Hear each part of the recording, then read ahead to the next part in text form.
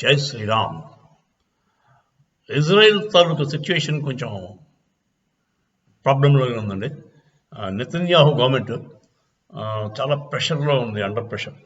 ఎందుకంటే వాళ్ళ ప్రజలందరూ కూడా హోస్టేజెస్ ముందు రెస్క్యూ చేయండి, మా మనుషులు మాకు కావాలి, మా వాళ్ళు చుట్టాలు ఉంటారు కదా, ఎవరైతే వీళ్ళు ఎత్తుకెళ్ళిపోయారో హమాస్ వాళ్ళు, వాళ్ళ 250 మంది దాకా ఎత్తుకుపోయారు. 150 మంది రిటర్న్ అయ్యారు, కొంతమంది చచ్చిపోయారు. ఇప్పుడు ఒక 100 మంది మిగిలిన్నారు. వాళ్ళని అడ్డు పెట్టుకుని నాటకాడుతారు. ఇది ఏంటండి, వాళ్ళతో ఇప్పుడు నెగోషియేషన్ చేయాలట. ఎవరితోటి? హమాస్ వాళ్ళతో.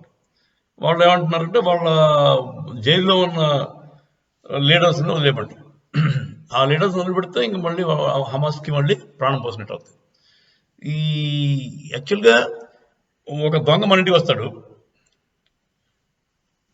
దొంగ ఏమో పోతూ మనకు కావాల్సిన మనకు ముఖ్యమైన డాక్యుమెంట్స్ లేకపోతే ముఖ్యమైన వస్తువులు పట్టుకుపోతాడు. వాడు ఇప్పుడు ఫోన్ చేసి మనతో మాట్లాడతాడు. అలా ఉంది ఈ పరిస్థితి. నీకు నీ బ్యాంక్ డాక్యుమెంట్స్ అన్ని మా దగ్గర ఉన్నాయి, రా వచ్చి తీసుకెళ్ళాలంటే మాకు ఇంత డబ్బులు పట్టుకురా అని నెగోషియేషన్ జరుగుతుంది. ఇప్పుడు అదే, ఇప్పుడు డాక్యుమెంట్స్ బదులు మనుషులు ఎత్తిపోయారు. ఇది చాలా తప్పుడు. ఇలాంటి ప్రపంచం ఎంకరేజ్ చేయకూడదు. ఈ ఇరాక్ వాడు, కటార్ వాడు నేను నెగోషియేట్ చేస్తాను, మీరు మాట్లాడి పెడతాను మీకు అంటూ ముందుకు ఏంటిది మాట్లాడారంటే వాళ్ళని తీసుకొచ్చి లోపలేసి ఎక్కడెక్కడ ఉన్నారు లాగితే సరిపోతుంది. ప్రపంచం సపోర్ట్ ఇవ్వడం వల్ల వీళ్ళు ఇలా రెచ్చిపోతున్నారండి. ఎవడు సపోర్ట్ చేయకుండా ఉంటే నువ్వు ముందు హోస్టేజ్ తీసుకెళ్ళడం తప్పు, నువ్వు హోస్టేజ్ అప్పచెప్పు, ఆ తర్వాత మాట్లాడదాం అని దానికి అన్కండిషనల్గా ఉండాలండి. దానికి ఏం కండిషన్స్ ఉంటారు. నువ్వు ఒక హోస్టేజ్ అప్పచెప్పడానికి ఇంత డబ్బులు కావాలి, ఇంతమంది మళ్ళీ జైల్లో ఉన్నవాడు వెనక్కి రావాలి అని నెగోసియేషన్ ఏంటండి వాళ్ళతోటి? దాంట్లో మధ్యవర్తిత్వం వీళ్ళు చేస్తారా? ఇరాన్ వాడును, ఖతార్ వాడును, టర్కీ వాడును. వీళ్ళని దానాలు ముందు వీళ్ళు తప్పు. టర్కీ, ఇరాన్, ఖటార్ వాళ్ళు బ్రోకర్లు వాళ్ళు ఇలాంటి ఏదో పనికి. సో యాక్చువల్గా ఈ కైండ్ ఆఫ్ టెర్రరిజం యాక్సెప్ట్ చేయకూడదు. ప్రపంచం అంతా యాక్సెప్ట్ చేస్తుంది టెర్రరిజం అంటే పర్వాలేదు అన్న స్టేజ్కి వచ్చాం మనం అందరం.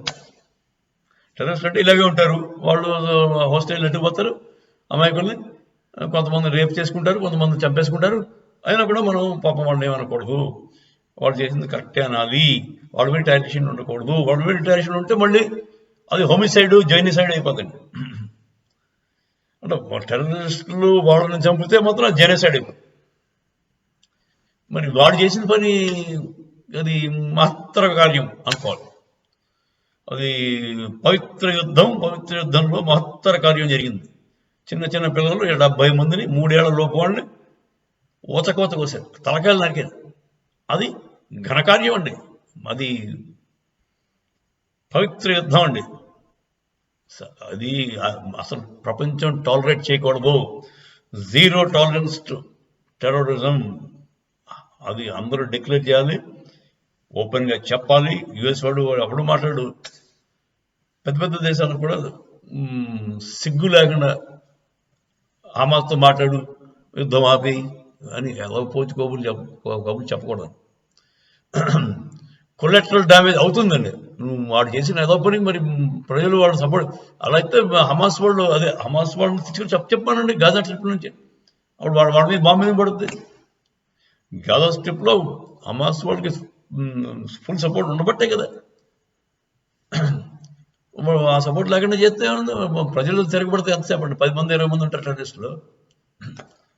So ideally terrorism should be discouraged.